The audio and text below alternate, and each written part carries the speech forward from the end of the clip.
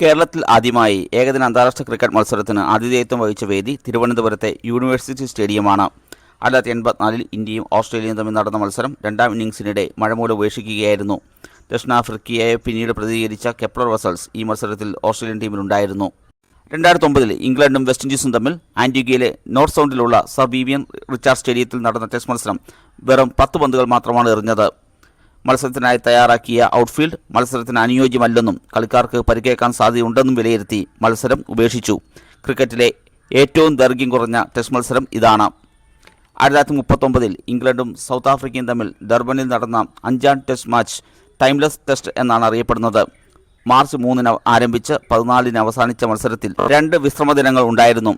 696 എന്ന വിജയലക്ഷ്യം പിന്തുടർന്ന ഇംഗ്ലണ്ട് 5 വിക്കറ്റിന് 654 എന്ന നിലയിലെത്തിയെങ്കിലും ഇംഗ്ലീഷ് താരങ്ങൾക്ക് ഇംഗ്ലണ്ടിലേക്ക് മടങ്ങാനുള്ള കപ്പൽ പുറപ്പെടുമെന്നതിനാൽ മത്സരം പൂർത്തിയാക്കാതെ പരസ്പര ധാരണ പ്രകാരം മത്സരം സമനിലയിലായി.